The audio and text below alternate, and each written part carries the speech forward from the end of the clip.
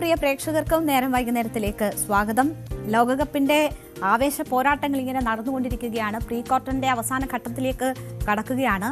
ഇന്നലെ ബ്രസീൽ തോൽവി ഏറ്റുവാങ്ങിയതോടുകൂടി ബ്രസീൽ ആരാധകരൊക്കെ വലിയ നിരാശയിലാണ്. പൊതുവേദിയിൽ ഉൾപ്പെടെ നമുക്കത് ദൃശ്യമായിരുന്നു, വിളിക്കുന്ന പ്രേക്ഷകരുടെ പ്രതികരണങ്ങളിലൂടെയൊക്കെ. എന്നാലും ആവേശം ഒട്ടും കുറയേണ്ട, മറ്റു ടീമുകളുണ്ട്.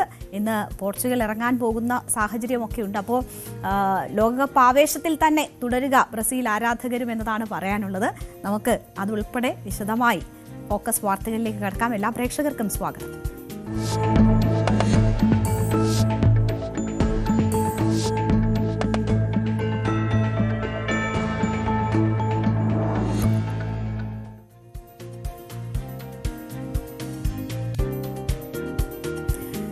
വിവാദമായ PSC പരീക്ഷാ ക്രമക്കേടിന്റെ വാർത്തകളിലേക്കാണ് നമ്മൾ ആദ്യം പോകുന്നത്.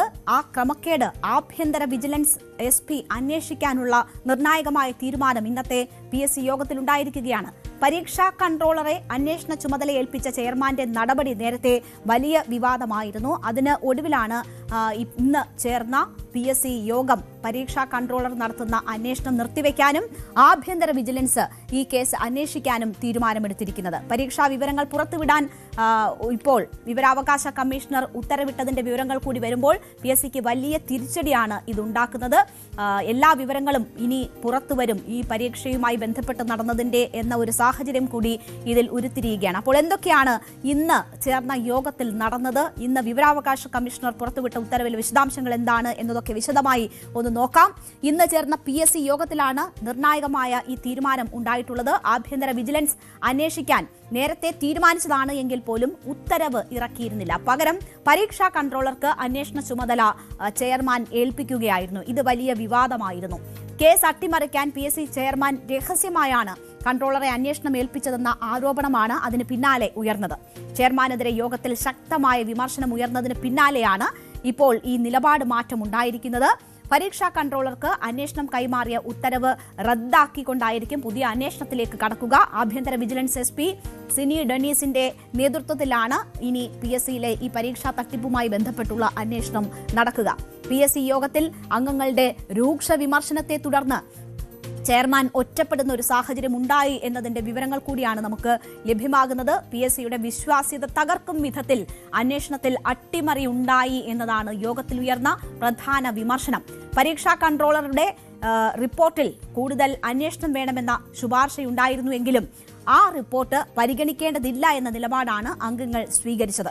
യോഗത്തിലുണ്ടായ കടുത്ത വിമർശനങ്ങൾക്കൊടുവിലാണ് നിലവിൽ PSC നിയമന തട്ടിപ്പ് ആഭ്യന്തര വിജിലൻസ് SP അന്വേഷിക്കുമെന്നും പരീക്ഷാ കൺട്രോളറുടെ അന്വേഷണം മരവിപ്പിക്കുമെന്നും ചെയർമാൻ അറിയിച്ചത്. നമുക്കറിയാം, ഈ PSCയുടെ ഈ ഭരണസമിതി എന്നത് കഴിഞ്ഞ സർക്കാരിന്റെ കാലത്ത് ചുമതലയേറ്റവരാണ്. ചെയർമാനും അംഗങ്ങളുമെല്ലാം അങ്ങനെയാണ്. പക്ഷേ അതിൽ ചില അംഗങ്ങൾ ഇപ്പോൾ കടുത്ത നിലപാട് തന്നെ ചെയർമാനെതിരെ സ്വീകരിച്ചിരിക്കുന്നു ഈ യോഗത്തിൽ എന്നതാണ് മനസ്സിലാകുന്നത്. സർക്കാരിന് നിയമോപദേശം ഇതുമായി ബന്ധപ്പെട്ട് ലഭിച്ചിരുന്നു. അന്വേഷണം അട്ടിമറിക്കപ്പെടുകയാണെന്ന വാർത്തകൾ പുറത്തു വന്നതോടെ വിജിലൻസ് അന്വേഷണത്തിന് സർക്കാർ നിയമോപദേശം തേടിയിരുന്നു. കേസ് അഴിമതി നിരോധന പരിധിയിൽ വരുമെന്നാണ് സർക്കാരിന് നിയമോപദേശം ലഭിച്ചിരുന്നത്. PSC സംസ്ഥാന സർക്കാരിന്റെ പരിധിയിലാണ്. അതിനാൽ വിജിലൻസ് അന്വേഷണത്തിന് തടസ്സമില്ലെന്ന നിയമോപദേശം ലഭിച്ചിരുന്നു. എന്നാൽ ഭരണഘടനാ സ്ഥാപനമായതിനാൽ PSC ചെയർമാനോ അംഗങ്ങൾക്കോ എതിരെ നടപടിയെടുക്കാൻ സർക്കാരിനാകില്ലെന്നും ചൂണ്ടിക്കാട്ടിയിരുന്നു. ഉയർന്നു വന്ന ആക്ഷേപങ്ങൾ വിജിലൻസ് അന്വേഷിക്കുന്നതിൽ തെറ്റില്ല എന്നും സർക്കാരിന് നിയമോപദേശം ലഭിച്ചിരുന്നു. ഇതിന് പിന്നാലെയാണ് PSC യോഗം ആഭ്യന്തര വിജിലൻസിന് അന്വേഷണം കൈമാറാൻ തീരുമാനിച്ചിരിക്കുന്നത്. തട്ടിപ്പ് ആരോപണങ്ങൾ ആസൂത്രണ ബോർഡ് സുപ്രധാന തസ്തികകളിലെ പരീക്ഷകളിൽ ആണ് ക്രമക്കേട് നടന്നത്. ഈ തട്ടിപ്പിന്റെ വിശദാംശങ്ങളിലേക്ക് കടന്നാൽ 10 ചോദ്യങ്ങൾ മൂല്യനിർണ്ണയം നടത്താതെയാണ് ഈ ഫലം PSC പ്രസിദ്ധീകരിച്ചത്.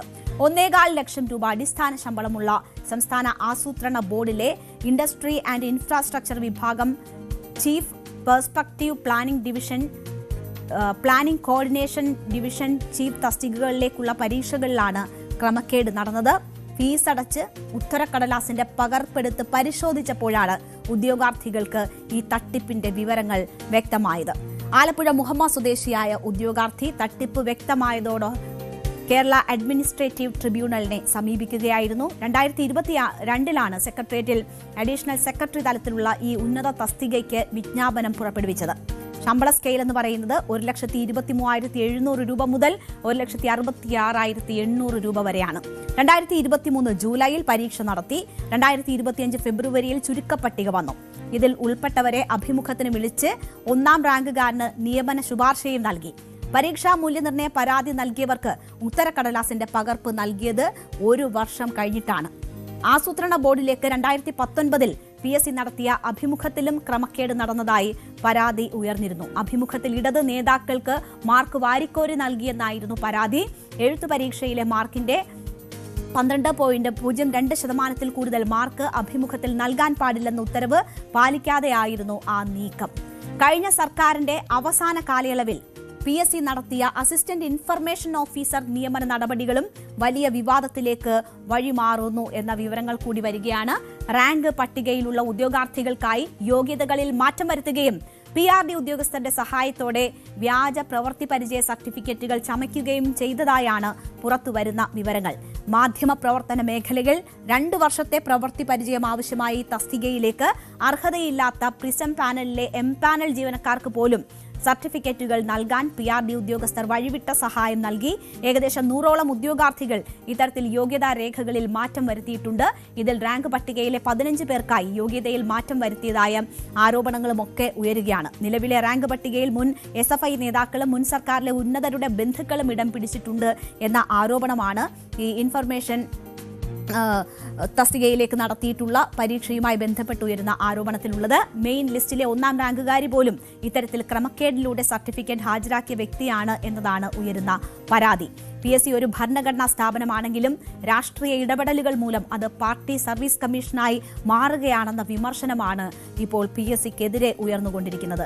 വലിയ തിരിച്ചടി ഉണ്ടാക്കുന്ന മറ്റൊരു കാര്യം കൂടി ഇപ്പോൾ നടക്കുന്ന ഈ വിഷയം ഇപ്പോൾ ഏറ്റവും വലിയ ആരോപണമായി ഉയർന്നിരിക്കുന്ന ഈ ആസൂത്രണ കമ്മീഷനുമായി ബന്ധപ്പെട്ട തസ്തികയിൽ PSCക്ക് ഇപ്പോൾ നേരിടേണ്ടി വരികയാണ്.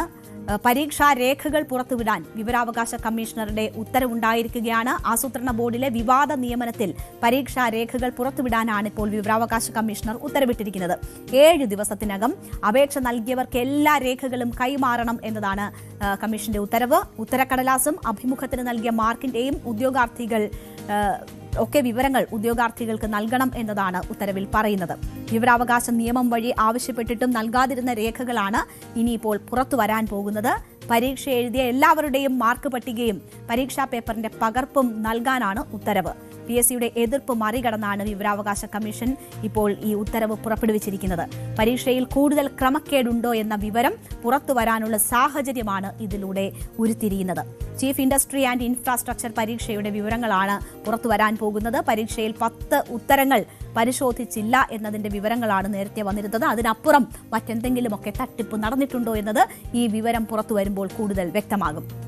എന്തായാലും ഇതിപ്പോൾ വലിയ വിവാദമായി മാറിയിരിക്കുകയാണ്. PSCയുടെ മുഖം നഷ്ടപ്പെടുന്ന സാഹചര്യത്തിലേക്ക് ഈ തുടരെയുള്ള ആരോപണങ്ങൾ വരുന്നു.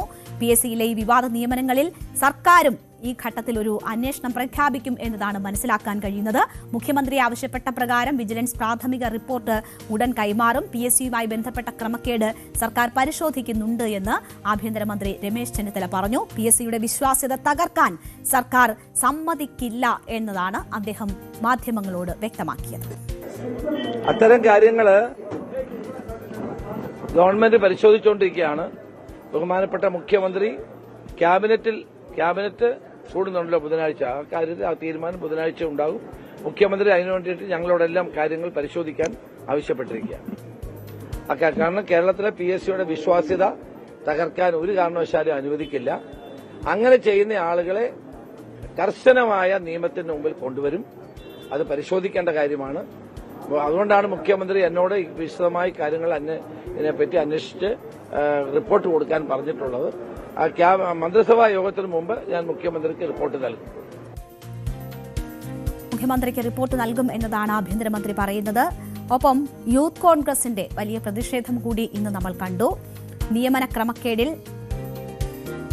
ചെയർമാൻ MR ബൈജുവിന്റെ രാജി ആവശ്യപ്പെട്ടുകൊണ്ടാണ് യൂത്ത് കോൺഗ്രസ് ഇന്ന് PSC ഓഫീസിലേക്ക് മാർച്ച് നടത്തിയത്. ഈ മാർച്ച് ഒടുക്കം സംഘർഷത്തിൽ കലാശിക്കുകയായിരുന്നു. ഓഫീസ് ഉപരോധിച്ച പ്രവർത്തകരെ പോലീസ് പിന്നീട് അറസ്റ്റ് ചെയ്ത് നീക്കി. ബാരിക്കേഡ് നീക്കാനുള്ള ശ്രമം പോലീസ് തടഞ്ഞു.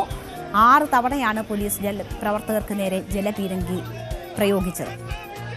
വിവാദ നിയമനങ്ങളിൽ സമഗ്രമായ അന്വേഷണം വേണമെന്നാവശ്യപ്പെട്ടുകൊണ്ടാണ് യൂത്ത് കോൺഗ്രസിന്റെ ഇന്നത്തെ ഈ പ്രതിഷേധം അരങ്ങേറിയത്.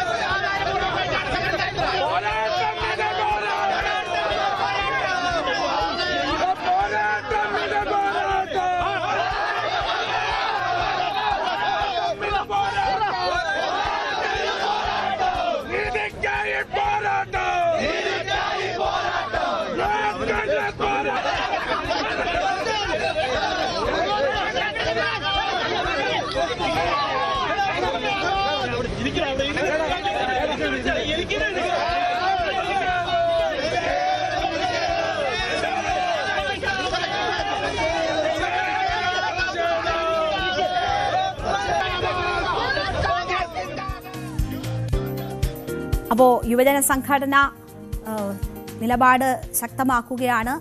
അതിൽ വലിയ പ്രതിഷേധം ഉയർന്നതാണ് നമ്മൾ കണ്ടത്. ഒപ്പം സർക്കാരും കൂടുതൽ പരിശോധനകൾക്ക് മുതിരുന്നുണ്ട് എന്നത് മനസ്സിലാക്കുന്നു. ആഭ്യന്തരമന്ത്രിയുടെ വാക്കുകളും അതാണ് സൂചിപ്പിക്കുന്നത്.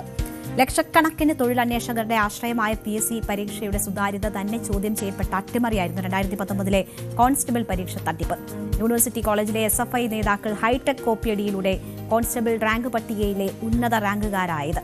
അന്നു മുതൽ തന്നെ PSC സംശയനിഴലിലായിരുന്നു. വ്യക്തമായ അന്വേഷണത്തിലൂടെ സുതാര്യത ഉറപ്പുവരുത്താൻ PSCക്ക് ആയിട്ടില്ല. പിന്നാലെയാണ് ഇപ്പോൾ ഞെട്ടിപ്പിക്കുന്ന തട്ടിപ്പ് വിവരങ്ങൾ ഒന്നിനു പിറകെ ഒന്നായി പുറത്തുവരുന്നത്. സർക്കാർ ഉദ്യോഗം ആഗ്രഹിക്കുന്ന, അതിനുവേണ്ടി അഹോരാത്രം അധ്വാനിക്കുന്ന ഉദ്യോഗാർത്ഥികളോടുള്ള വെല്ലുവിളിയായി ഇതിനെ കാണാൻ പറ്റും. ശക്തമായ അന്വേഷണത്തിലൂടെ PSCയുടെ സുതാര്യത ഉയർത്തിപ്പിടിക്കാനും ഉദ്യോഗാർത്ഥികളുടെ ആശങ്കകൾ അകറ്റാനും നടപടി ഉണ്ടായേ മതിയാകും.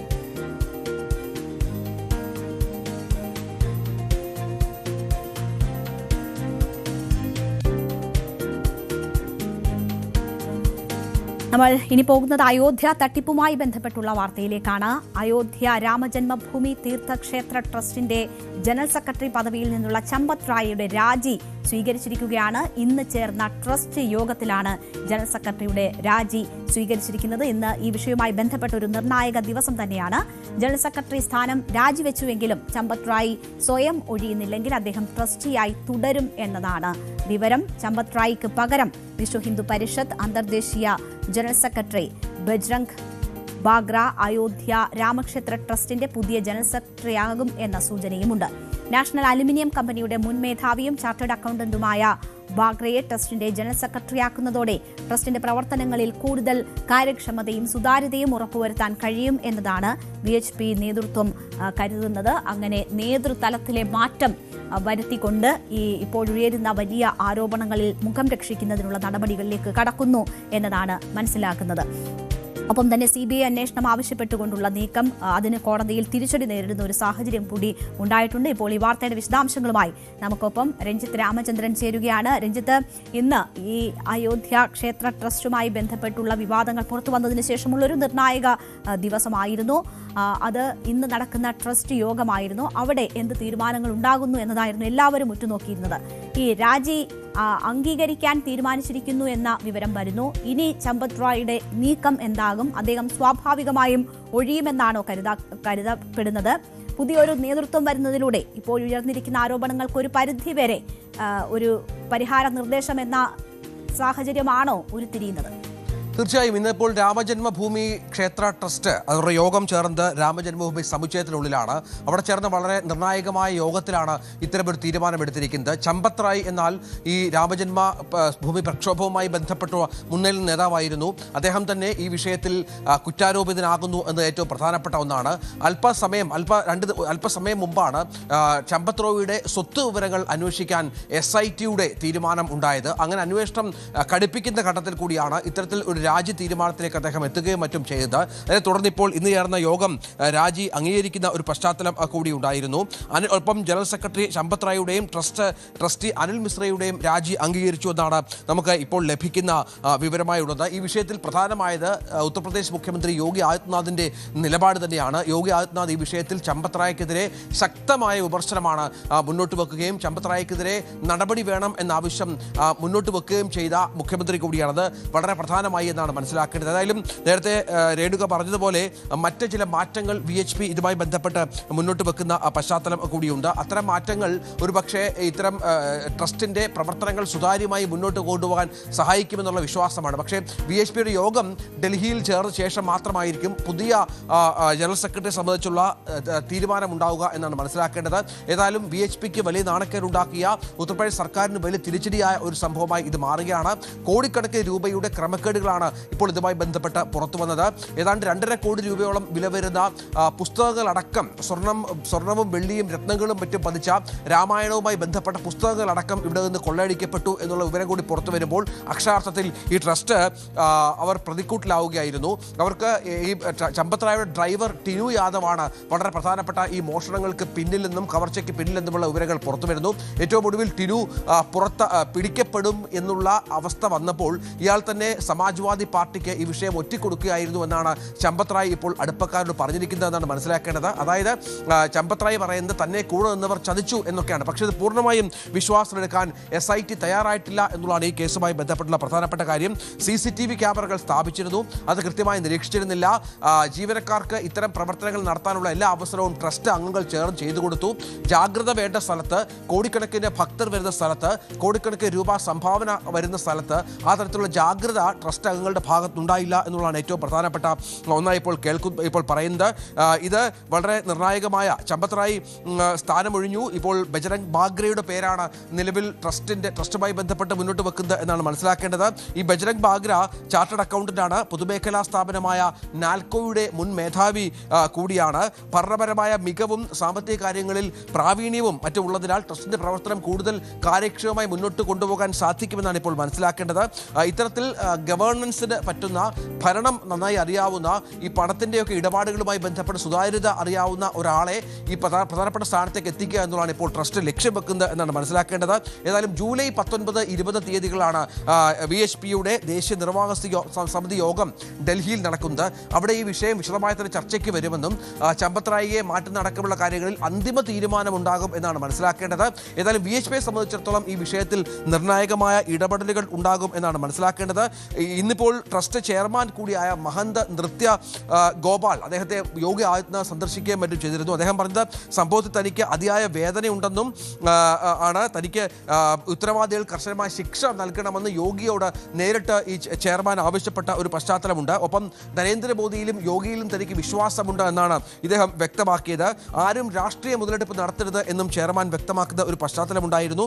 ഏതായാലും നിർണായകമായ യോഗത്തിനൊടുവിലാണ് ഇപ്പോൾ ഇരുവരുടെയും രാജി അംഗീകരിച്ചിരിക്കുന്നത്. രേണുക, തീർച്ചയായും രഞ്ജിത്ത്, ഇതിലൂടെ ഇപ്പോൾ SITയുടെ അടുത്ത നീക്കം എന്ത് എന്ന ഒരു ചോദ്യം കൂടി ഉയരുകയാണ്. ചമ്പത്രായിലേക്ക് അന്വേഷണം എത്തുന്നില്ല, അറസ്റ്റിലേക്ക് കാര്യങ്ങൾ നീങ്ങുന്നില്ല എന്നത് വലിയ ആരോപണമായി നിലനിന്നിരുന്നു. ഇപ്പോൾ ട്രസ്റ്റ് സ്ഥാനത്ത് നിന്ന് എന്തായാലും അദ്ദേഹത്തിന്റെ രാജി അംഗീകരിക്കുന്നതോടുകൂടി അദ്ദേഹം പുറത്തു പോകുന്ന ഒരു സാഹചര്യം വന്നാൽ SIT കൂടുതൽ കടുത്ത നടപടികളിലേക്ക് കടക്കും എന്നതാണോ നമ്മൾ കരുതേണ്ടത്? അദ്ദേഹത്തിൽ നിന്ന് വിവരങ്ങൾ തേടുന്നു, അദ്ദേഹത്തിന്റെ സ്വത്തുമായി ബന്ധപ്പെട്ടൊക്കെയുള്ള പരിശോധനകളിലേക്ക് കടക്കുന്നു എന്ന് വരുമ്പോൾ കൂടുതൽ നടപടികൾ പ്രതീക്ഷിക്കാമോ? ഒപ്പം തന്നെ ഇപ്പോൾ അലഹബാദ് കോടതി CBI അന്വേഷണം ആവശ്യപ്പെട്ടുകൊണ്ടുള്ള ഹർജി, പൊതുതാൽപര്യ ഹർജി തള്ളിക്കൊണ്ട് ഇത് മേൽക്കോടതിയുടെ പരിഗണനയിലാണ്, അതുകൊണ്ട് ഇടപെടുന്നില്ല എന്നതാണ് പറഞ്ഞിരിക്കുന്നത്. അപ്പോൾ സുപ്രീം കോടതിയിൽ ഇതുമായി ബന്ധപ്പെട്ടുണ്ടാകുന്ന തീരുമാനമായിരിക്കുമോ ഏത് അന്വേഷണം എന്ന കാര്യത്തിൽ സുപ്രധാനമാവുക? ഈ വിഷയം CBIക്ക് വിടാൻ UP സർക്കാർ തയ്യാറാണ് എന്ന വിലയിരുത്തൽ നേരത്തെ പുറത്തു വന്നിരുന്നു. പക്ഷേ ഇപ്പോൾ തൽക്കാലം SITക്ക് പൂർണ്ണ സ്വാതന്ത്ര്യം നൽകിക്കൊണ്ടുള്ള നീക്കമാണ് ഉത്തർപ്രദേശ് മുഖ്യമന്ത്രി യോഗി ആദിത്യനാഥ് നടത്തുന്നത് എന്നാണ് നമുക്ക് ലഭ്യമാകുന്ന വിവരം. CBI ഇതുമായി ബന്ധപ്പെട്ട് വരുന്നത് ഒരുപക്ഷെ ആ തരത്തിലുള്ള ഒരു ഇടപെടൽ ഉണ്ടായാൽ മാത്രമാണ്. ഇടയ്ക്ക് CBIക്ക് വിടണമെന്നുള്ള ശുപാർശ കേന്ദ്രത്തിന് നൽകാൻ യോഗി ആദിത്യനാഥ് തയ്യാറായിരുന്നു. പക്ഷേ ഇപ്പോൾ SITയിൽ വിശ്വാസം അർപ്പിക്കുകയാണ്. 2 തവണയാണ് ചമ്പത് റായ് ഇതിനകം ചോദ്യം ചെയ്ത് വിവരങ്ങൾ തേടിയതും പറ്റും. അപ്പോഴൊക്കെ അദ്ദേഹം ഈ SITയെ അറിയിച്ചത് തനിക്ക് തട്ടിപ്പുമായി ബന്ധപ്പെട്ട് നേരിട്ടുള്ള യാതൊരു അറിവും ഉണ്ടായിരുന്നില്ല, തന്നോടൊപ്പം നിന്നവർ തന്നെ ചതിക്കുകയായിരുന്നു എന്നാണ്. പ്രത്യേകിച്ചും ഡ്രൈവറും സഹായിയും അടക്കമുള്ള ആളുകൾ തന്നെ ചതിക്കുകയും തൻ്റെ മേൽവിലാസം ഉപയോഗിച്ചുകൊണ്ട് ഇവർ തട്ടിപ്പിന് നേതൃത്വം നൽകുകയുമായിരുന്നു എന്നാണ് മനസ്സിലാക്കേണ്ടത്. ഇവിടെ ഇന്നിപ്പോൾ ഈ വിശ്വഹിന്ദു പരിഷത്തിന്റെ പ്രധാനപ്പെട്ട ആളുകൾ മാധ്യമങ്ങളെ കണ്ടുവെങ്കിൽ പോലും ഇവരൊന്നും ഈ സംഭാവന തട്ടിപ്പുമായി ബന്ധപ്പെട്ട് പ്രതികരിക്കാൻ ഗോവിന്ദ് ദേവ് ഗിരി ട്രസ്റ്റ് ട്രഷറർ ഗോവിന്ദ് ദേവ് ഗിരി വിസമ്മതിക്കുന്ന ഒരു പശ്ചാത്തലമൊക്കെ ഉണ്ട്. അത് വളരെ പ്രധാനപ്പെട്ട ഒന്നാണ്. ഏതായാലും ക്ഷേത്രത്തിലെ ദൈനംദിന ഇടപാടുകളിൽ VHPക്ക് നേരിട്ട് ബന്ധമില്ല എന്നാണ് അദ്ദേഹം വ്യക്തമാക്കുകയും മറ്റും ചെയ്തത്. അതുകൊണ്ട് തന്നെ ഭക്തർക്ക് ഏതായാലും അതുപോലെ വിശ്വാസികൾക്ക് ഇതുമായി ബന്ധപ്പെട്ട് ഈ അന്വേഷണത്തിന്റെ കാര്യത്തിലും ഒക്കെ ഒരു വ്യക്തത വരത്തക്ക വിധത്തിലുള്ള ഇടപെടൽ ഉണ്ടാകണമെന്ന ആവശ്യം VHP തന്നെ സർക്കാരോട് നേരിട്ട് ആവശ്യപ്പെട്ട ഒരു പശ്ചാത്തലം കൂടിയുണ്ട്. അത് പ്രധാനമാണ്. അതായത് പ്രത്യേക അന്വേഷണ സംഘത്തിന് ആരെ വേണമെങ്കിലും ചോദ്യം ചെയ്യാം, ആരെ വേണമെങ്കിലും അറസ്റ്റ് ചെയ്യാം എന്ന നിലയിൽ പൂർണ്ണ സ്വാതന്ത്ര്യം അനുവദിക്കും എന്ന് യോഗി ആദിത്യനാഥും ജനങ്ങൾക്ക് ഉറപ്പ് നൽകിയിട്ടുണ്ട്. ഇതിന് പിന്നാലെയാണ് ഈ ട്രസ്റ്റ് ചെയർമാന്റെ നേരത്തെ പറഞ്ഞ പോലെയുള്ള ഇടപെടലും മറ്റും ഉണ്ടായത്. ഈ വിഷയത്തിൽ രാഷ്ട്രീയം വരരുത് എന്നാണ് യോഗിയും ആവശ്യപ്പെടുന്ന പശ്ചാത്തലം ഉണ്ടായിരിക്കുന്നത്. കാരണം നേരിട്ട് ഈ വിഷയത്തിൽ താഴെത്തട്ടിലുള്ള ജീവനക്കാർ ചെയ്ത ഒരു പ്രവൃത്തി ട്രസ്റ്റിന് സ്വാഭാവികമായും വീഴ്ച സംഭവിച്ചിട്ടുണ്ട് എങ്കിൽ പോലും ട്രസ്റ്റിന്റെ ഉന്നത തലങ്ങളിൽ ഇരിക്കുന്നവർക്ക് ഈ വിഷയത്തിൽ പങ്കാളിത്തമുണ്ടോ എന്ന കാര്യത്തിൽ അന്വേഷണം വേണമെന്നുള്ള ആവശ്യം ഉയർന്ന പശ്ചാത്തലത്തിൽ കൂടിയാണ് ഇപ്പോൾ SIT ചമ്പത് റായിയുടെ സ്വത്ത് വിവരങ്ങൾ കൂടി പരിശോധിക്കാൻ തീരുമാനിച്ചിരിക്കുന്ന രേണുക. അത് പ്രധാനമാണ്. കൂടുതൽ സ്വത്തുക്കൾ സമ്പാദിച്ചിട്ടുണ്ട് എങ്കിൽ, ബിനാമി പേരുകളിൽ സ്വത്തുക്കൾ ഉണ്ട് എങ്കിൽ ചമ്പത് റായ് കൂടുതൽ കുരുക്ക് വരും. അത് അറസ്റ്റിലേക്ക് മറ്റും നീളുന്ന ഒരു പശ്ചാത്തലം ഉണ്ടാകും. അത് ഏതെങ്കിലും തരത്തിൽ ഉണ്ടാകുമോ എന്നുള്ളതാണ് ആകാംക്ഷയോടെ നമ്മളൊക്കെ കാത്തിരുന്ന് കാണേണ്ടത്. ഏതായാലും അന്വേഷണം പുരോഗമിക്കുന്നുണ്ട്. കൂടുതൽ ജീവനക്കാർ SITയുടെ റഡാറിലാണ്. ഇവരുമായി ബന്ധപ്പെട്ട തെളിവെടുപ്പും മറ്റും ഇപ്പോൾ മുന്നോട്ട് പോകുന്നുണ്ട്. ശരി, രഞ്ജിത്ത് രാമചന്ദ്രനാണ് വാർത്തയുടെ വിശദമായ വിവരങ്ങൾ നൽകിയത്. എന്തായാലും മുഖം രക്ഷിക്കൽ നടപടികളാണ് ഇപ്പോൾ ട്രസ്റ്റിന്റെ ഭാഗത്തു നിന്നും ഉണ്ടാകുന്നത്. പുതിയ നേതൃത്വം ട്രസ്റ്റിന് വരും എന്ന കാര്യം വ്യക്തമായിരിക്കുന്നു. കൂടുതൽ നടപടികളിലേക്ക് SIT നീങ്ങുന്നു എന്നതുകൂടിയാണ് മനസ്സിലാകുന്നത്.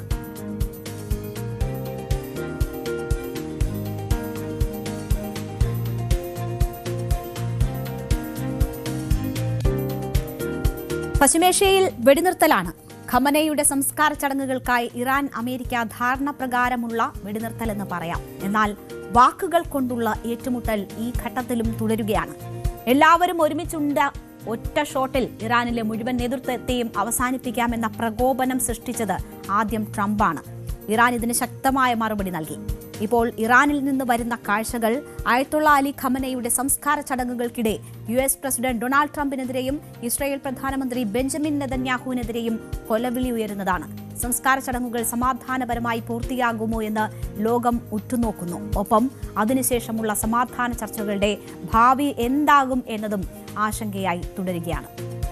4 ദശകത്തോളം ഇറാൻ ഭരണം കൈയാളിയിരുന്ന അയത്തുള്ള അലി ഖമനയ്ക്ക് അന്തിമോപചാരം അർപ്പിച്ച് ടെഹ്റാനിലെത്തുന്നത് 10,000-കണക്കിന് ആളുകളാണ്.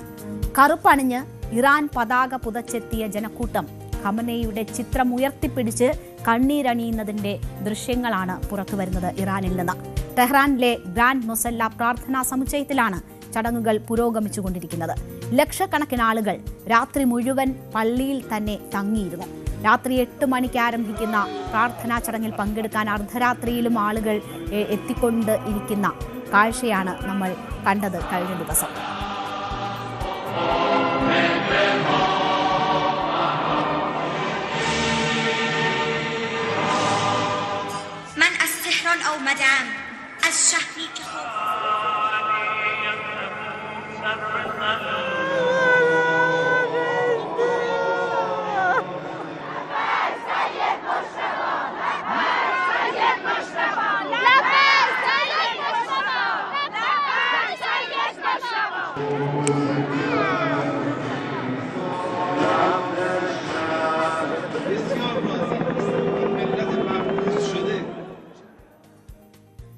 പരമോന്നത നേതാവായിരുന്ന അയത്തുള്ള അലി ഖമനയുടെ മരണത്തിലെ ദുഃഖാചരണം പ്രതികാരത്തിന് ആഹ്വാനമുയരുന്ന വേദി കൂടിയായി മാറുന്നതാണ് നമ്മൾ കാണുന്നത്. ഇറാന്റെ ഉന്നത നേതൃത്വമെല്ലാം ചടങ്ങിൽ പങ്കെടുക്കുന്നുണ്ട്. ഇറാൻ നേതൃത്വം ഒന്നിച്ച് പൊതുജന മധ്യത്തിൽ പ്രത്യക്ഷപ്പെട്ടതോടെ US പ്രസിഡന്റ് ഡൊണാൾഡ് ട്രംപിനെതിരെയും ഇസ്രായേൽ പ്രധാനമന്ത്രി ബെഞ്ചമിൻ നെതന്യാഹുവിനെതിരെയും കൊലവിളിയും ഉയരുന്നു. ഇരുവരെയും കൊലപ്പെടുത്തണമെന്ന ആഹ്വാനവുമായി പ്ലക്കാർഡുകളും മുദ്രാവാക്യങ്ങളും ഉയരുകയാണ്. ഇറാന്റെ പതാകയും പ്രതികാരത്തിന്റെ അടയാളമായ ചുവന്ന പതാകകളും കയ്യിലേന്തിയിട്ടുണ്ട് ജനം. അമേരിക്കയുടെയും ഇസ്രായേലിന്റെയും അന്ത്യം എന്ന മുദ്രാവാക്യവും ഉയർത്തുന്നുണ്ട്. ട്രംപിനെയും നെതന്യാഹുവിനെയും കൊലപ്പെടുത്തൂ എന്ന പോസ്റ്ററുകളും ഗ്രാൻഡ് മൊസല്ല പ്രാർത്ഥനാ സമുച്ചയത്തിനരികിലായി പതിപ്പിച്ചിരിക്കുന്നു. ഇരുവരെയും കൊലപ്പെടുത്തണമെന്ന ആഹ്വാനവുമായി പ്ലക്കാർഡുകൾ ഉയർത്തിയാണ് ജനമെത്തുന്നത്. ഇറാന്റെ പതാകയും പ്രതികാരത്തിന്റെ അടയാളമായ ചുവന്ന പതാകകളും ഒരുപക്ഷെ രക്തസാക്ഷിത്വത്തിന്റെയും ഒപ്പം തന്നെ ഈ പ്രതികാരദാഹത്തിന്റെയും പ്രതീകമായി ജനം മാറ്റുന്നതാണ് ഇറാനിൽ നിന്ന് നമുക്ക് കാണാൻ കഴിയുന്നത്. നിങ്ങളുടെ രക്തം കൊണ്ട് ഞങ്ങൾ പ്രതിജ്ഞ ചെയ്യുന്നു, ട്രംപിന്റെ കൊലപാതകം ഞങ്ങളുടെ ഉത്തരവാദിത്തമാണ് എന്ന് അവർ ഉറക്കെ വിളിച്ചു പറയുന്നതാണ് ദൃശ്യങ്ങളിൽ ഉള്ളത്.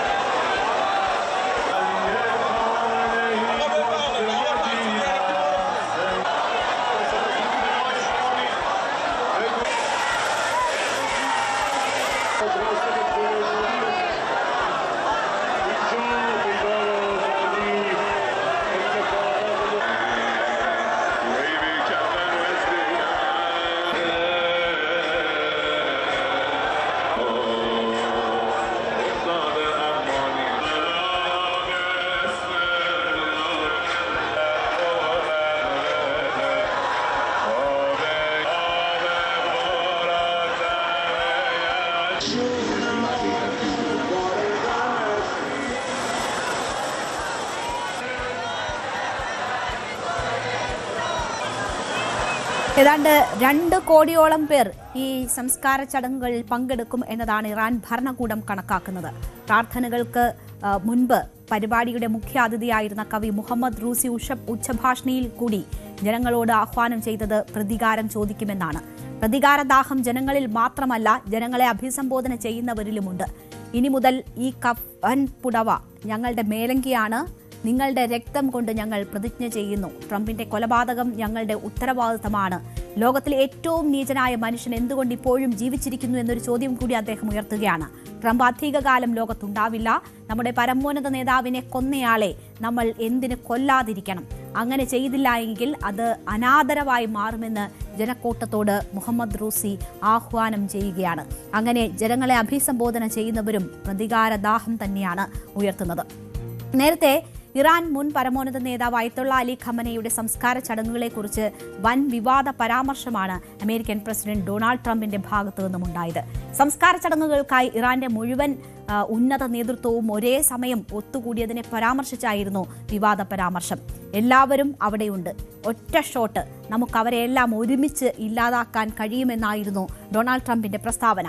പ്രമുഖ മാധ്യമമായ ആക്സിയോസിന് നൽകിയ പ്രത്യേക അഭിമുഖത്തിലാണ് ട്രംപ് ഇക്കാര്യം പറഞ്ഞത്. എന്നാൽ അമേരിക്ക അങ്ങനെ ചെയ്യില്ല എന്നും അദ്ദേഹം അതിനോടൊപ്പം തന്നെ കൂട്ടിച്ചേർത്തു. ഇവരെയെല്ലാം ഇല്ലാതാക്കിയാൽ പിന്നീട് അമേരിക്കയ്ക്ക് ആണവ കരാറിനായി ചർച്ച നടത്താൻ അവിടെ ആരും അവശേഷിക്കില്ല എന്നതായിരുന്നു ട്രംപിന്റെ പരിഹാസം. ഖമനയുടെ സംസ്കാര ചടങ്ങിൽ ജനം കരയുന്നത് കണ്ട് ഞെട്ടിപ്പോയെന്നും ട്രംപ് പറയുന്നുണ്ട്. ചടങ്ങുകൾക്കിടെ ഇറാന്റെ വിദേശകാര്യ മന്ത്രിയും പാർലമെന്റ് സ്പീക്കറും പൊട്ടിക്കരയുന്ന ദൃശ്യങ്ങളെക്കുറിച്ചുള്ള ഒരു ചോദ്യത്തിന് മറുപടിയായി ജനങ്ങൾ ഖമനയെ വെറുക്കുന്നു എന്നാണ് താൻ കരുതിയതെന്നും ഇതൊരു പക്ഷേ വ്യാജ കണ്ണീറായിരിക്കാമെന്നുമാണ് ട്രംപ് പരിഹസിച്ചത്.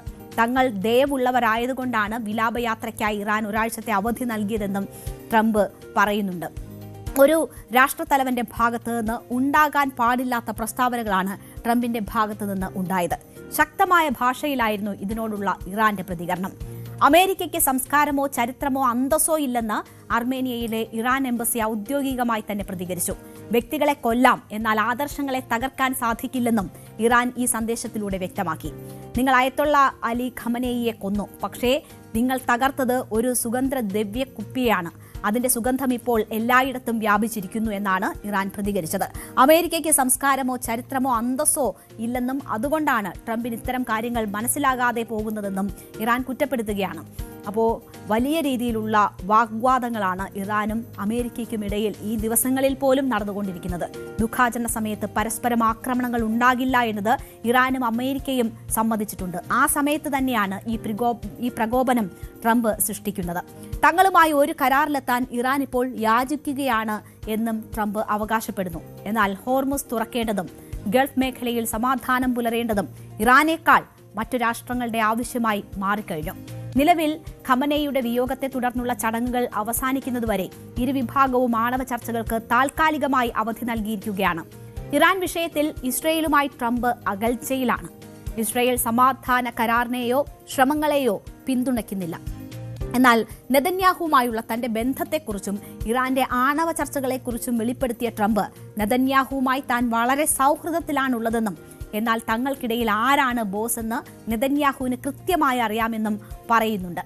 വൈറ്റ് ഹൌസിൽ ഒരു കൂടിക്കാഴ്ചയ്ക്കായി നെതന്യാഹു ആവശ്യപ്പെട്ടിട്ടുണ്ടെന്നും അഭിമുഖത്തിൽ അമേരിക്കൻ പ്രസിഡന്റ് പറയുന്നു. ഫെബ്രുവരിയിൽ വൈറ്റ് ഹൌസ് സിറ്റുവേഷൻ റൂമിൽ ട്രംപും നെതന്യാഹുവും നടത്തിയ കൂടിക്കാഴ്ചയ്ക്ക് ശേഷം ഇരുവരും തമ്മിൽ നേരിട്ട് നടത്തുന്ന ആദ്യ കൂടിക്കാഴ്ചയാണ് ഇനി നടക്കാനിരിക്കുന്നത്. അതായത് ഈ യുദ്ധം തുടങ്ങിയതിനു ശേഷമുള്ള ആദ്യ നേരിട്ടുള്ള കൂടിക്കാഴ്ച. ഇതിനിടയിൽ അവർ തമ്മിലുള്ള ബന്ധം വഷളായതിന്റെ ചില സൂചനകൾ ട്രംപ് തന്നെ നൽകിയിരുന്നു. ഇസ്രയേലിനെ ശകാരിക്കുന്ന ഇസ്രയേലിന്റെ എടുത്തുചാട്ടത്തെ കുറ്റപ്പെടുത്തുന്ന ട്രംപിനെ നമ്മൾ കണ്ടതാണ്. ഇറാൻ ലെബനൻ വിഷയങ്ങളിൽ ഇരുവരും തമ്മിൽ അഭിപ്രായ വ്യത്യാസങ്ങൾ ഇപ്പോഴും നിലനിൽക്കുന്നുണ്ട്. ഈ റിപ്പോർട്ടുകൾക്കിടെയാണ് എന്തായാലും പുതിയ കൂടിക്കാഴ്ച നിശ്ചയിക്കപ്പെട്ടിരിക്കുന്നത്. നാറ്റോ ഉച്ചകോടിക്ക് ശേഷം അടുത്തയാഴ്ചയോ അതിനടുത്ത ആഴ്ചയോ ഇത് നടക്കാൻ സാധ്യതയുണ്ട് എന്നതാണ് ട്രംപ് ഇപ്പോൾ വ്യക്തമാക്കുന്നത്. അതായത് ഖമനേയുടെ സംസ്കാര ചടങ്ങുകൾ ഒരു ടേണിംഗ് പോയിന്റ് ആണ് ഈ പശ്ചിമേഷ്യൻ വിഷയത്തിൽ എന്ന് തന്നെ നമുക്ക് പറയാം. ഇറാൻ ചടങ്ങുകൾ സമാധാനപൂർണ്ണം പൂർത്തിയാക്കുന്നതിനനുസരിച്ചായിരിക്കും ഈ സമാധാന ചർച്ചകളുടെ ഭാവി തന്നെ നിശ്ചയിക്കപ്പെടുക. ഇറാനിലെ ആഭ്യന്തര പ്രശ്നങ്ങളുടെ പശ്ചാത്തലം മുതലെടുത്തുകൊണ്ടാണ് ഇറാനിലേക്ക് അമേരിക്കയും ഇസ്രയേലും സംയുക്ത ആക്രമണം നടത്തിയത്. ആ ഇറാനിൽ ഇപ്പോൾ ശക്തമായ ഭരണകൂടമുണ്ടെന്ന പ്രതീതിയാണ് ഉടലെടുത്തിരിക്കുന്നത്. ആ ഭരണകൂടത്തോട് വിശ്വാസവും ഖമനേയുടെ കൊലപാതകത്തിൽ പ്രതികാരദാഹവുമുള്ള ജനതയാണ് ലോകം കാണുന്നത്. ഇതിനുശേഷം നടക്കുന്ന ചർച്ചകളിൽ ഇറാനും അമേരിക്കയും സ്വീകരിക്കുന്ന നിലപാടുകളാകും മേഖലയിലെ സമാധാനത്തിന്റെ ഭാവി നിശ്ചയിക്കുക. എന്തായാലും പിന്നോട്ടില്ല എന്ന സൂചനകൾ ആവർത്തിച്ച് ഇറാൻ നൽകുന്നുണ്ട്. അത് ഹോർമുസ് വിഷയത്തിലായാലും ആണവ വിഷയത്തിലായാലും ആ കടുംപിടുത്തം ഇറാൻ തുടരുകയാണ്. ഒപ്പം തങ്ങൾക്ക് ലഭിക്കേണ്ടുന്ന ഉറപ്പുകൾ അത് വാങ്ങിച്ചെടുക്കാനുള്ള വലിയ സമ്മർദ്ദവും ഇറാൻ ചെലുത്തുന്നുണ്ട്. എന്താകും പശ്ചിമേഷ്യയിലെ സമാധാന കരാറിന്റെ ഭാവി എന്നത് കാത്തിരുന്ന് തന്നെ കാണണം. ചെറിയൊരു ഇടവേള, അതിനുശേഷം മറ്റു വാർത്തകളിലേക്ക്.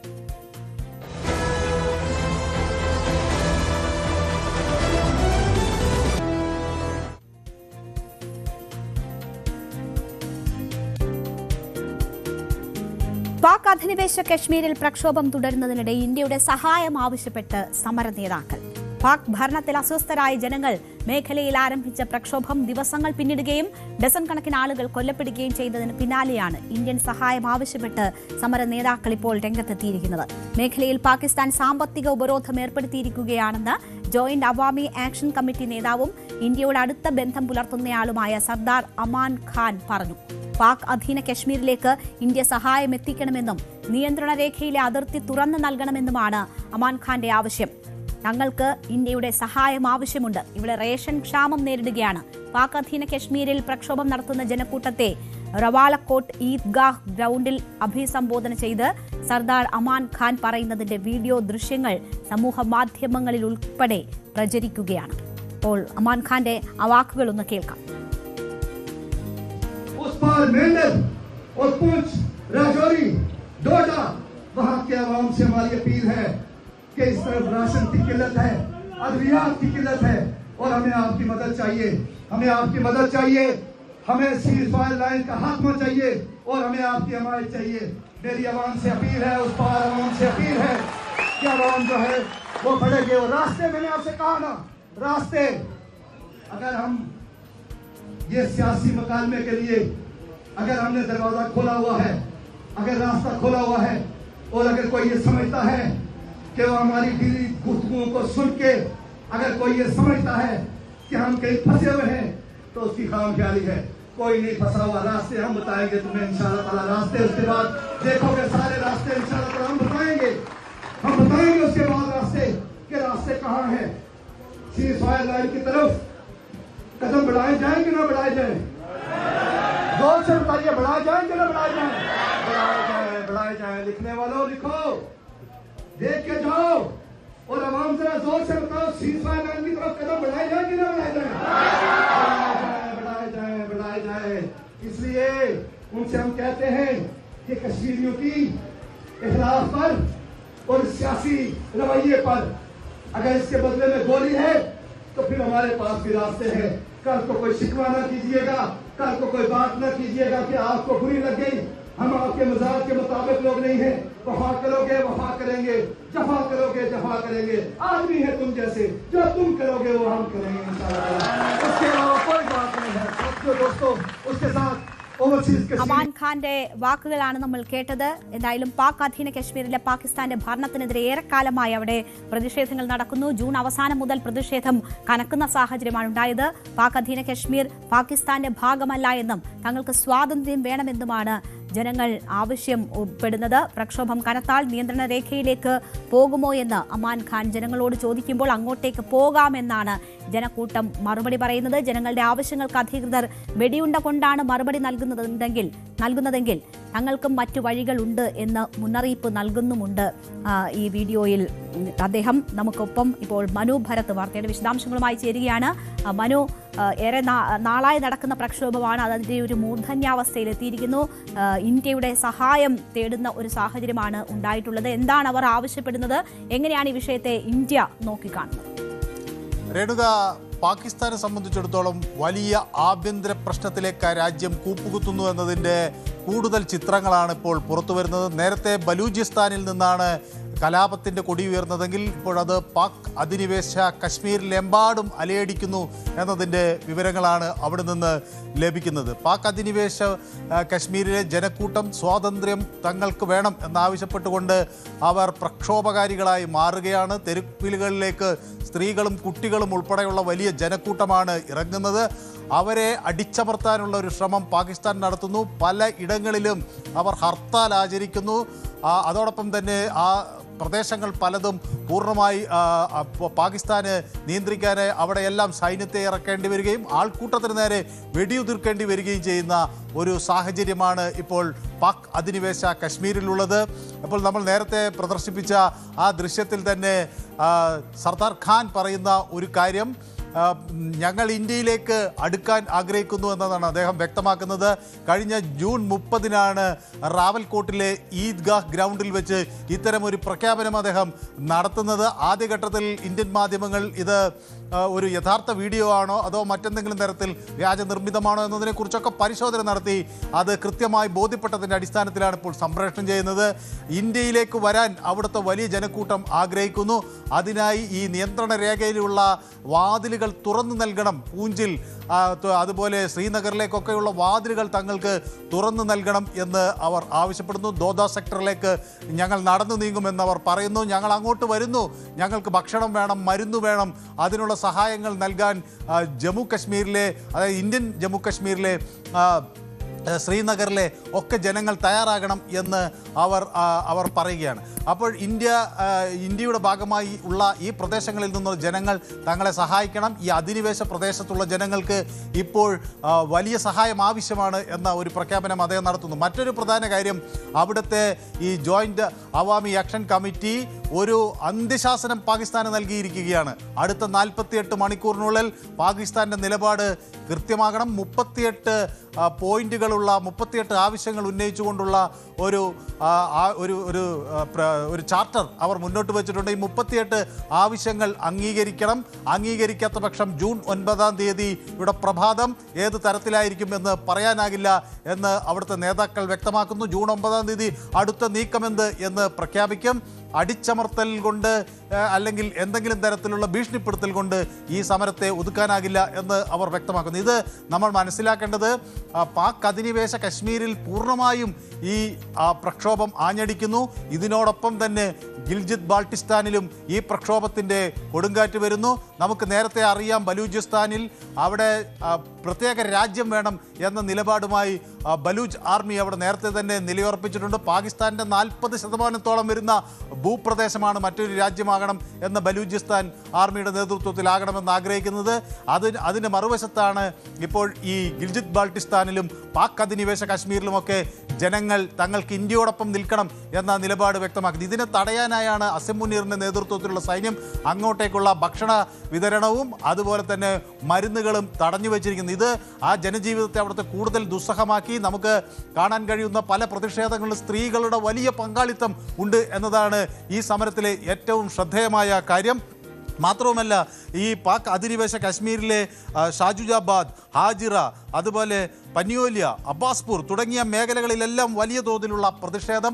എല്ലായിടത്തും 50,000-ലും 60,000-ത്തിലധികം വരുന്ന ആൾക്കൂട്ടമാണ് പ്രക്ഷോഭ പരിപാടികളിൽ പങ്കെടുക്കുന്നത്. ജൂലൈ 9-ന് ശേഷം എന്തും സംഭവിക്കാം എന്ന തരത്തിലുള്ള പ്രതിഷേധം ഏത് തരത്തിലേക്ക് തിരിയും എന്നൊക്കെയുള്ള ആശങ്കകൾ പാകിസ്ഥാനെ സംബന്ധിച്ചിടത്തോളം വർദ്ധിക്കുകയാണ്. സൈന്യം, പ്രത്യേകിച്ച് ഈ പാക് റേഞ്ചേഴ്സ് എന്ന അവരുടെ ഈ സൈന്യ സംഘം അവിടേക്ക് വെടിയുതിർക്കുന്നു. കഴിഞ്ഞ ജൂണിൽ നമുക്കറിയാം 50ഓളം പേരെയാണ് പ്രക്ഷോഭത്തിൽ അവിടെ വെടിവെച്ച് കൊന്നിട്ടുള്ളത്. റാവൽകോട്ടിൽ ഇത്തരം പ്രക്ഷോഭങ്ങൾ നടക്കുമ്പോൾ മുസഫർബാദിലും സമാനമായ രീതിയിലുള്ള പ്രതിഷേധങ്ങളും പ്രക്ഷോഭങ്ങളും അരങ്ങേറുകയാണ്. അവിടെയെല്ലാം ഈ പാക് റേഞ്ചേഴ്സ് എന്ന സായുധ സേന ആളുകൾക്ക് നേരെ വെടിയുറുക്കുകയാണ്. ഇന്നലെ വെടിവെപ്പിൽ ഒരാൾ മരിച്ചിരിക്കുന്നു, 12ഓളം പേർക്ക് പരിക്കേറ്റിരിക്കുന്നു. അങ്ങനെ ഇത് ഒരു ദൈനംദിന ജീവിത പ്രക്രിയയായി പ്രക്ഷോഭം മാറുകയാണ്. ജനങ്ങളെ സംബന്ധിച്ചിടത്തോളം അവർ കടയടച്ച് പ്രതിഷേധിക്കുന്നു. വളരെ ശാന്തമായും സമാധാനപരമായുള്ള പ്രതിഷേധമാണ് എല്ലായിടത്തും നടക്കുന്നത്. പക്ഷേ ആ സമാധാനപരമായ പ്രതിഷേധത്തിൽ പ്രത്യേകിച്ച് സ്ത്രീകളും കുട്ടികളും വലിയ സംഖ്യയിൽ പങ്കെടുക്കുന്ന ഈ പ്രതിഷേധത്തിന് നേരെ ഏറ്റവും ക്രൂരമായ രീതിയിലുള്ള അടിച്ചമർത്തൽ നടപടിയാണ് പാക് റേഞ്ചേഴ്സ് എന്ന വലിയ രീതിയിലുള്ള അടിച്ചമർത്തലാണ് അവിടെ നടക്കുന്നത്. ജനങ്ങൾ അവരുടെ ഏറ്റവും അടിസ്ഥാന ആവശ്യങ്ങൾക്ക് വേണ്ടിയുള്ള മുറവിളിയാണ് നടത്തുന്നത്. റേഷൻ പോലും കിട്ടുന്നില്ല എന്ന് പറയുന്നു. ഭക്ഷണ ദൗർലഭ്യം പോലും അവർ അനുഭവിക്കുന്ന ഒരു സാഹചര്യം ആണ് അവർ ചൂണ്ടിക്കാട്ടുന്നത്. അത് സേനയെ ഉപയോഗിച്ച് അടിച്ചമർത്തുക എന്നൊരു നിലപാടിലേക്ക് പാകിസ്ഥാൻ എത്തും. നമുക്കറിയാം പാകിസ്ഥാന്റെ ആഭ്യന്തര സാഹചര്യം, പാകിസ്ഥാൻ ആകെ തന്നെ സാമ്പത്തിക പ്രതിസന്ധിയിലാണ്. ഈ പല വിധത്തിലുള്ള ദൗർലഭ്യങ്ങൾ ഭക്ഷണകാര്യങ്ങളിലായാലും മറ്റുമൊക്കെ അവർ രാജ്യത്താകെ നേരിടുന്ന ഒരു സാഹചര്യം കൂടിയുണ്ട്. അവിടെയും സേന ഉപയോഗിച്ച് ഇവരെ അടിച്ചമർത്താനുള്ള ഒരു നീക്കം പാകിസ്ഥാൻ നടത്തുന്നു എന്ന് വേണം മനസ്സിലാക്കാൻ. ഈ ഘട്ടത്തിൽ ഇന്ത്യ എങ്ങനെയാണ് ഈ വിഷയത്തെ കൈകാര്യം ചെയ്യുന്നത്, എങ്ങനെയാണ് ഈ വിഷയം നിരീക്ഷിച്ചുകൊണ്ടിരിക്കുന്നത്? ഇതിപ്പോൾ അതിർത്തി തുറന്നു തരൂ എന്നുള്ള ഒരു അഭ്യർത്ഥന അവരുടെ ഭാഗത്തു നിന്നും ഉണ്ടാകുമ്പോൾ രേണുക, നമ്മൾ ഈ ഘട്ടത്തിൽ ഇന്ത്യ എപ്പോഴും ബലൂചിസ്ഥാനിൽ നിന്നും ഇതുപോലെ വലിയ ആവശ്യം ഇന്ത്യ പിന്തുണയ്ക്കണം, ഇന്ത്യ അവരുടെ ആക്രമണങ്ങൾ നടത്തുമ്പോൾ അതിൽ ഇന്ത്യൻ പിന്തുണ വേണം എന്നൊക്കെ വലിയ തോതിൽ ആവശ്യം ഉന്നയിക്കപ്പെട്ടെങ്കിലും ഇന്ത്യ ഈ വിഷയത്തിലൊക്കെ വളരെ കനത്ത സംയമനത്തോടു കൂടിയുള്ള ഒരു പ്രതികരണമാണ്. ഏതാനും മാസങ്ങൾക്ക് മുൻപ് പ്രത്യേകിച്ച് ഈ ഓപ്പറേഷൻ സിന്ദൂറൊക്കെ നടക്കുന്ന കാലഘട്ടങ്ങളിൽ പല ഇന്ത്യൻ മാധ്യമപ്രവർത്തകരും രാജ്നാഥ് സിംഗിനോ ഉൾപ്പെടെയുള്ള നേതാക്കളോട് ഇന്ത്യക്ക് എന്തുകൊണ്ട് ഈ പാക് അധിനിവേശ കശ്മീരിൽ അത് നമ്മുടെ ഏത് ഘട്ടത്തിൽ ഇന്ത്യയുടെ ഭാഗമായി നമുക്ക് തിരിച്ചു കിട്ടും എന്ന ചോദ്യമൊക്കെ ഉന്നയിച്ചിരുന്നു. അപ്പോൾ ഈ പാക് അധിനിവേശ കശ്മീരിൽ അവിടെ ഒരു സൈനിക അട്ടിമറി നടത്തി അവിടെ ഒരു വിജയം കരസ്ഥമാക്കാനല്ല ഇന്ത്യ ആഗ്രഹിക്കുന്നത്. അവിടുത്തെ ജനങ്ങൾ ഇന്ത്യയിലേക്ക് വരുമെന്ന് അന്ന് രാജ്നാഥ് സിംഗ് പറഞ്ഞിരുന്നു. അതിനുള്ള കാര്യങ്ങൾ അവിടെ നടക്കുന്നു എന്ന് തനിക്ക് ബോധ്യപ്പെട്ടിട്ടുണ്ടെന്ന് അദ്ദേഹം പറയുന്നു. പക്ഷെ അന്ന് അത് ഒരുപക്ഷെ അത്ര ഗൗരവത്തിലെടുക്കാൻ നമ്മുടെ ഇന്ത്യൻ മാധ്യമങ്ങൾ പോലും തയ്യാറായില്ലയോ എന്ന് സംശയമുണ്ട്. പക്ഷെ ആ വാക്കുകൾ ഇപ്പോൾ അക്ഷരം പ്രതി ശരിയായി വരികയാണ്. അവിടെ അനുദിനം പ്രതിഷേധം ശക്തമാവുകയാണ്. പക്ഷെ വളരെ തികഞ്ഞ സംയമനത്തോടു കൂടി ഇന്ത്യ ഈ വിഷയത്തിൽ ഇടപെടുന്നു.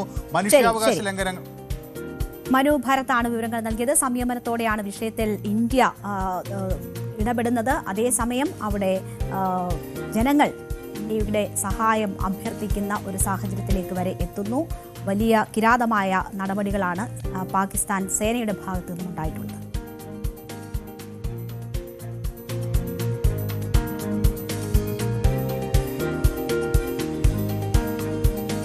ലോകകപ്പിൽ ക്വാർട്ടർ കാണാതെ ബ്രസീൽ പുറത്തായിരിക്കുകയാണ്. ചരിത്രം തിരുത്തിക്കുറിക്കാനിറങ്ങിയ ബ്രസീലിനെ ചരിത്രത്തിന്റെ തനിയാവർത്തനത്തിലൂടെ വീഴ്ത്തി നോർവേ ലോകകപ്പ് ക്വാർട്ടറിലെത്തി. ബ്രസീലിനെ 1-2 ഗോളുകൾക്ക് തറ പറ്റിച്ചായിരുന്നു നോർവേയുടെ വിജയം. നോർവേക്ക് വേണ്ടി 79-ാം മിനിറ്റിലും 90-ാം മിനിറ്റിലും എർലിംഗ് ഹാലണ്ടാണ് ഗോൾ നേടിയത്. 1998 ലോകകപ്പിലും ബ്രസീലിനെ നോർവേ 2-1 തോൽപ്പിച്ചത്. 1990 ശേഷം ആദ്യമായാണ് ബ്രസീൽ ഒരു ലോകകപ്പിന്റെ പ്രീ ക്വാർട്ടറിൽ പുറത്താകുന്നത്. ഇതുകൂടാതെ നോർവേക്കെതിരെ ഇതുവരെ ജയിച്ചിട്ടില്ല എന്ന നാണക്കേട് ബ്രസീലിനെ ഇനിയും പിന്തുടരാൻ പോവുകയാണ്. ഇഞ്ചുറി ടൈമിൽ ലഭിച്ച പെനാൽറ്റിയിലൂടെ നെയ്മറാണ് ബ്രസീലിന് വേണ്ടി ഗോൾ നേടിയത്. ഈ ലോകകപ്പിന്റെ നെയ്മറിന്റെ ആദ്യ ഗോളാണ്. ഒരു പക്ഷേ അവസാനത്തെയും ഗോളായി അത് മാറിയിരിക്കുന്നു. അദ്ദേഹത്തിന്റെ കരിയറിലെ അവസാന ലോകകപ്പാണ്. തുടർച്ചയായ 6ാം ലോകകപ്പിലും കിരീടമില്ലാതെ മടങ്ങിയതിന് പിന്നാലെ തന്നെ ബ്രസീൽ ആരാധകരെ കണ്ണീരിലാഴ്ത്തി മറ്റൊരു വാർത്ത കൂടി വന്നു. അത് നോർവേക്കെതിരായ പ്രീ ക്വാർട്ടർ പോരാട്ടത്തിൽ ബ്രസീൽ 1-2 ഗോളുകൾക്ക് തോറ്റതിന് പിന്നാലെ ഇതിഹാസ താരം നെയ്മർ രാജ്യാന്തര ഫുട്ബോളിൽ നിന്നുള്ള വിരമിക്കൽ പ്രഖ്യാപിച്ചു എന്നതായിരുന്നു. മെറ്റ് ലൈഫ് സ്റ്റേഡിയത്തിൽ വെച്ചാണ് നെയ്മർ അദ്ദേഹത്തിന്റെ കരിയർ തുടങ്ങിയത്. അവിടെ വെച്ച് തന്നെ അത് അവസാനിപ്പിക്കുകയും ചെയ്യുന്നു എന്ന പ്രഖ്യാപനമാണ് അദ്ദേഹം നടത്തിയത്. ഇപ്പോൾ നമുക്കൊപ്പം മുൻ ഇന്ത്യൻ താരം യു ഷറഫ് അലി ഈ ഘട്ടത്തിൽ ചേരുകയാണ്. ശ്രീ ഷറഫ് അലി, സ്വാഗതം. എല്ലാ ബ്രസീൽ ആരാധകരും വലിയ നിരാശയിലാണ്. ഇന്നലത്തെ മത്സരത്തിലെ തോൽവി, അതിന് പിന്നാലെ തന്നെ ഇതിഹാസ താരത്തിന്റെ വിടവാങ്ങൽ, ഇതെല്ലാം ബ്രസീൽ ആരാധകരെ ആകെ ഉലച്ചിരിക്കുകയാണ്. താങ്കൾ എങ്ങനെയാണ് ബ്രസീലിന്റെ ഇന്നലത്തെ മത്സരത്തെ നോക്കിക്കാണുന്നത്? ഒപ്പം നെയ്മർ എന്ന ഇതിഹാസ താരത്തിന്റെ വിടവിനെ എങ്ങനെ കാണും? തീർച്ചയായിട്ടും ബ്രസീൽ ആരാധകരെ സംബന്ധിച്ചിടത്തോളം 2 കാരണങ്ങളാൽ വലിയ നിരാശ വന്നു. ഇന്നലത്തെ പരാജയം, നോർവേയുമായിട്ടുള്ള പരാജയം 1, 2 നെയ്മറിന്റെ വിരമിക്കൽ പ്രഖ്യാപനം. പക്ഷെ കളി വിലയിരുത്തുമ്പോൾ നോർവേ അർഹിക്കുന്ന വിജയം തന്നെയാണ് കരസ്ഥമാക്കിയതെന്ന് പറയാൻ പറ്റുമെങ്കിലും ബ്രസീലിന്റെ ആരാധകരെ സംബന്ധിച്ചിടത്തോളം വലിയ വിഷമമുണ്ട് എന്നുള്ളതാണ് സത്യം. വിചാരിച്ച രീതിയിലുള്ളൊരു പ്രകടനം ബ്രസീലിന്റെ ഭാഗത്ത് നിന്ന് കണ്ടിട്ടില്ല എന്നുള്ളത്. ഇന്നലെ ആദ്യം കിട്ടിയ പെനാൽറ്റി ഗോൾ കീപ്പർ സേവ് ചെയ്തു എന്നുള്ളതാണ് കളിയിലെ ഏറ്റവും വലിയ ടേണിംഗ് പോയിന്റ്. ഒരുപക്ഷെ അത് ഗോളാവുകയും ബ്രസീലിന് ലീഡ് കിട്ടുകയും ചെയ്തിരുന്നുവെങ്കിൽ കളിയുടെ ഗതി മറ്റൊന്നാവുമായിരുന്നു എന്ന് വിശ്വസിക്കുന്നതാണ്. ഇലാന്റെ 2 ഗോളുകൾ അലന്റെ 2 മികച്ച ഗോളുകൾ, അത് പറയാതിരിക്കാൻ നിവൃത്തിയില്ല. ഈ പ്രായത്തിലും അദ്ദേഹം നേടിയിട്ടുള്ള 2 ഗോളുകൾ, മികച്ച ഗോൾ, കിട്ടിയ 2 അവസരം അദ്ദേഹം ശരിക്കും മുതലെടുത്തു എന്ന് പറയേണ്ടിയിരിക്കും. ഒരുപക്ഷെ അത്തരത്തിലുള്ള അവസരങ്ങളൊക്കെ ബ്രസീൽ താരങ്ങൾക്ക് ലഭിച്ചിരുന്നു. അത് ഗോളാക്കി മാറ്റാൻ സാധിക്കാത്തതും പരാജയത്തിന് ഒരു കാരണമായി എന്ന് തന്നെയാണ് എനിക്ക് തോന്നുന്നത്. ഒപ്പം റൊണാൾഡോ ഇന്ന് ഇറങ്ങാൻ പോവുകയാണ്. പോർച്ചുഗലിനെ സംബന്ധിച്ചുള്ള സാധ്യതകളെ താങ്കൾ എങ്ങനെയാണ് കാണുന്നത്? ഇന്നലെ അതിനു മുൻപ് ഒരു പ്രഖ്യാപനം അദ്ദേഹം നടത്തിയിട്ടുണ്ട്. ഇത് തന്റെ അവസാന ലോകകപ്പായിരിക്കും എന്നൊരു പ്രഖ്യാപനമാണ് ക്രിസ്ത്യാനോ റൊണാൾഡോ നടത്തുന്നത്. പോർച്ചുഗൽ ആരാധകരെ സംബന്ധിച്ച് അത് വിഷമമുണ്ടാക്കുന്ന കാര്യമാണ്.